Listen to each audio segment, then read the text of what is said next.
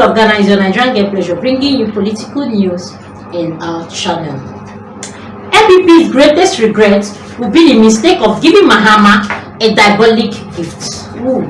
Just like many objective-thinking Ghanaians, the Vice President of Emani Africa, Bryce Simeons, has taken to X, formerly Twitter, to share his views of what a diabolic gift of a legacy the Akufo-Addo-Bawumia-led administration will be handing over to the incoming president, John Mahama, and the Vice Gen as they lead their administration. Bryce Simeons, sketching critical of the new Patriotic Party's NPP government under the outgoing president Akufo-Addo, present a stark warning about the long-term implications of power consolidation and the erosion of distance in Ghana's democracy. Through his analysis, Simeon outlined how the NPP's action have not only damaged institutional checks on power, but also inadvertently paved the way for their opposition to exploit this wickedness. Anyway, let's see how it actually goes. NDC has actually started this early to glamour cry out that NPP is actually handing over a well-damaged power sector to them, coming out to say that from their analysis, this outgoing government, the NPP government led by President Nana Akufo-Addo and Dr. Bawumia as his vice, and their actions to have not only handed over the outrageous bad power, but also institution checks on power, but has actually paved way for so many negative things to exploit their wickedness. I don't really know how they are getting all this information, but sidelining desert and weakening institutions, which they have actually come out to say that NDC has a lot of work to do, because what is being handed over to them, or what will be handed over to them tomorrow, is actually a weakened institution, a badly constructed institution, a dying institution, and so many of them. Simeon begins by highlighting the NPP's systematic sidelining of dissenting voices and its emulsion of independent institutions. During their term, they totally sidelined and emasculated all center of dissent in the country. They rendered all critical voice redundant. He notes, this strategy is suppressing opposition and civil society's voice, left the government unchecked, allowing to push through politics with little resistance. Anyway, this is actually the cry and glamour of some NDC, as Simeon has actually come out to voice out that so many things are not right and things are not working as planned, in as much as people feel that the NPP is leaving power. It is actually a damaged stuff that they are leaving. The irony, as Simeon points out, that this approach has created a political environment where the incoming National Democratic Congress NDC government will capitalize on the absence of institutional safeguards.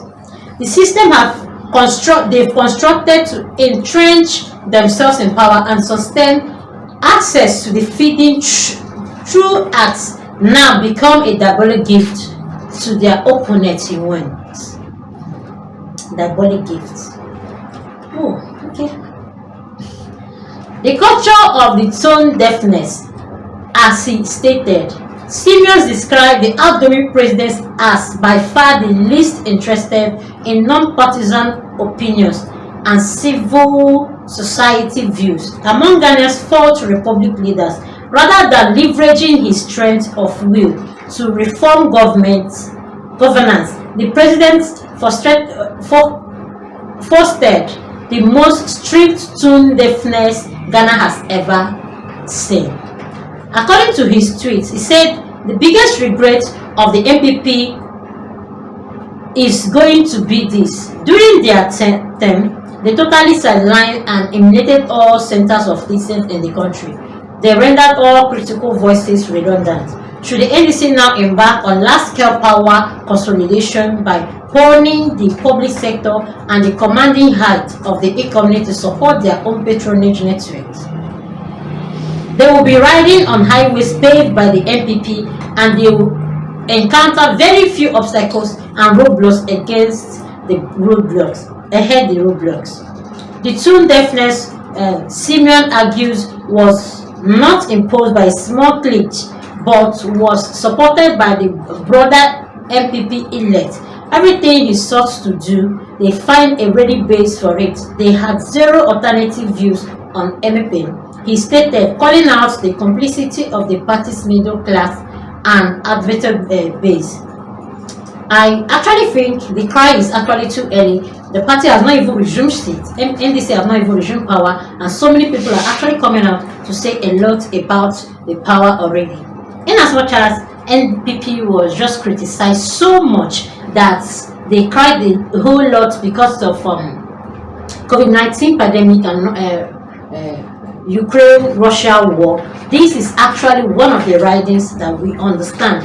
Now, these people are beginning to grumble. NDCs coming out from Simeon has actually come out to actually shout that the government is actually giving them a dead on arrival government. The irony of power consolidation. Syria points to a profound irony. The NPP's efforts to consolidate power have inadequately set the stage for the NDC to do the same, potentially with even greater consequences. He warned, should the NDC now embark on the large-scale power consolidation by pouring the public sector on the commanding height of the economy to support their own patronage network, they will be riding on the highways paved by the NPP.